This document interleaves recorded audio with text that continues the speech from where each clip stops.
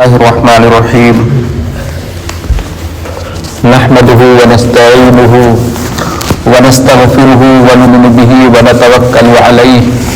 ونعوذ بالله من شرور أنفسنا ومن سيئات أعمالنا من يهده الله فلا مضل له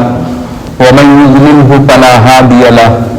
ونشهد أن لا إله إلا الله وحده لا شريك له ونشهد أن محمدا عبده ورسوله صلى الله عليه وسلم أما بعد أعوذ بالله من الشيطان الرجيم بسم الله الرحمن الرحيم يا أيها الذين آمنوا اجتنبوا كثيرا من الظن إن بعض الظن إثم فلا تجسسوا ولا أحدكم أن يأكل لحم أخيه ميتا فكرهتموه واتقوا الله إن الله هو التواب الرحيم. میرے محترم بزرگوں دوستوں، اللہ تبارک و تعالیٰ کا بہت ہی بڑا فضل اور اس کا احسان اور کرم ہے کہ اس نے جمعہ کی برکت سے ہم لوگوں کو یہاں جمع فرمایا اور ہم لوگ اللہ تبارک و تعالیٰ کی عبادت اور تحمید کے لیے یہاں پر جمع ہوئے ہیں، اور ہم لوگ وقتاً فوقتاً ایسے گناہ کرتے رہتے ہیں، ہماری زبانوں سے، آپ کی زبانوں سے اور لوگوں سے ہمہ وقت ایسے گناہ سرزد ہوتے رہتے ہیں، وہ تقریباً 20 گناہ ہیں۔ حضرت امام غزالی رحمۃ اللہ علیہ نے تقریباً 20 ایسے گناہ بیان کیے ہیں جو ہماری اور آپ کی زبانوں سے سرزد ہوتے رہتے ہیں۔ ان میں سے ایک گناہ جو ہے وہ غیبت ہے، وہ ایک بڑا گناہ ہے، عظیم گناہ ہے۔ ہم سب کو اس گناہ سے بچنا چاہیے، غیبت سے بچنا چاہیے، ایک دوسرے کی برائی سے بچنا چاہیے، ایک دوسرے کی غیبت کرنے سے بچنا چاہیے۔ اللہ تبارک و تعالی نے فرمایا فَلَا يَغْتَبْ بَعْضُكُمْ بَعْضًا، کہ تم میں سے ہر ایک کو چاہیے کہ ایک دوسرے کی برائی سے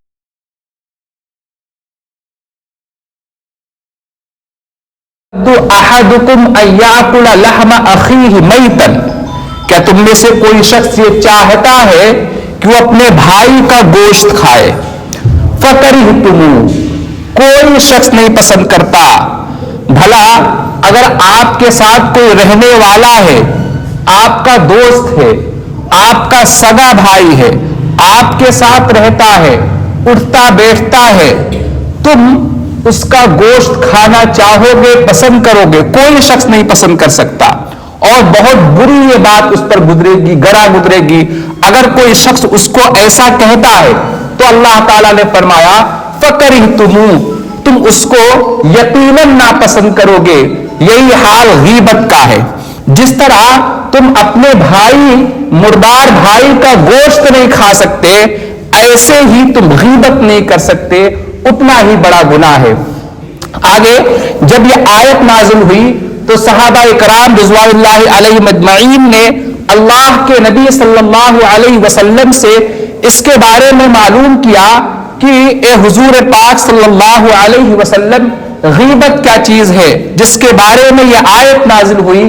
آپ اس کے بارے میں ہمیں بتلائیے۔ تو اللہ کے نبی صلی اللہ علیہ وسلم نے فرمایا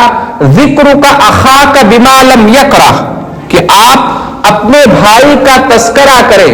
ایسے طور پر کہ اگر اس کو پتہ چلے تو اس کو برا سمجھے، اس کو پسند نہ کرے۔ یعنی اگر آپ کسی کا تذکرہ کر رہے ہیں، کسی کی باتیں کر رہے ہیں، جب اس شخص کو یہ بات پتہ چلے اور اس کو معلوم ہو تو اس کو ناپسند ہو یہ بات اور اس پر گرا گزرے اور اس کو یہ بری لگے یہ بات، یہ غیبت ہے، اس سے بچنا چاہیے۔ اللہ کے رسول کے صحابہ کرام رضوان اللہ علیہ اجمعین نے آگے کہا، اے اللہ کے رسول، اگر کوئی شخص کسی شخص کے بارے میں کوئی بات کہے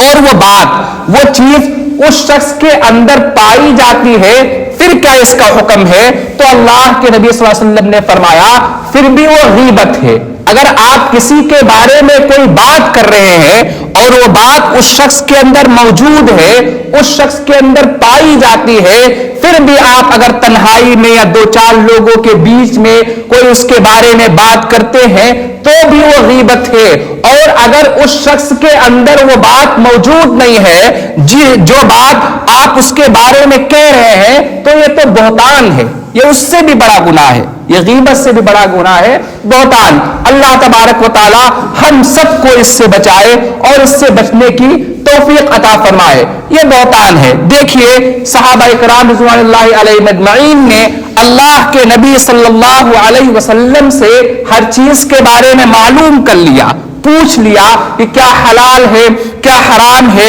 کیا غلط ہے، کیا غیبت ہے، کیا کیا ہے۔ ساری چیزیں اللہ کے نبی صلی اللہ علیہ وسلم نے اپنے صحابہ کرام رضوان اللہ علیہم اجمعین کو پہنچا دی، اور صحابہ کرام رضوان اللہ علیہم اجمعین کے ذریعے سے ہم تک پہنچی۔ یاد رکھیے جب اس کی بات ہو رہی ہے تو میں یہ بھی بتاتا چلوں کہ اگر کوئی شخص کسی کے بارے میں ایسے القاب یا ایسی باتیں یا ایسے نام سے پکارتا ہے کہ اس شخص کو برا لگے تو یہ بھی اسی زمرے میں آتا ہے۔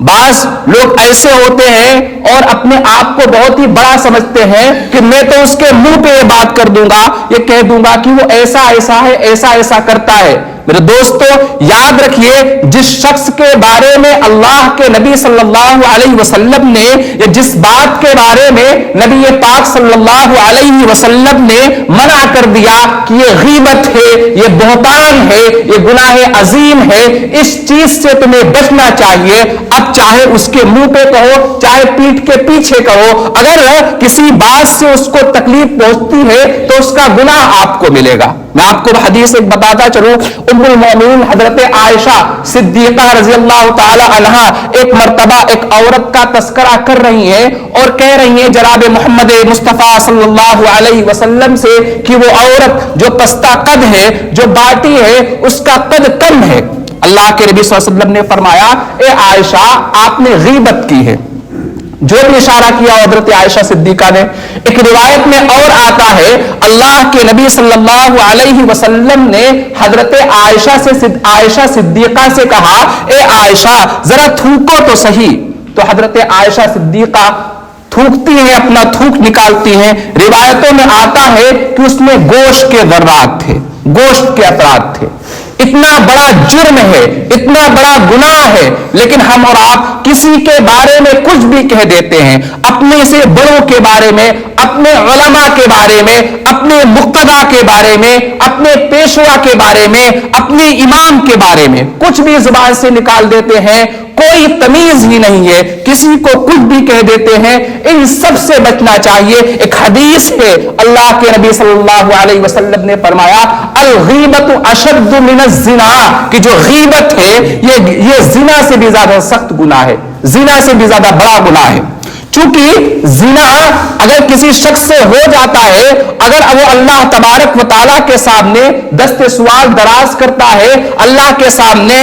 عاجزی کرتا ہے، گریہ وزاری کرتا ہے، معافی طلب کرتا ہے، اللہ کی رحمت جوش میں آتی ہے۔ ان اللہ غفور الرحیم، اللہ معاف کرنے والا ہے، بخشنے والا ہے، معاف کر دے گا۔ لیکن اگر آپ نے کسی شخص کی غیبت کر رکھی ہے تو یاد رکھیے غیبت وہی شخص معاف کر سکتا ہے، وہی شخص معاف کر سکتا ہے جس کی آپ نے غیبت کی ہے۔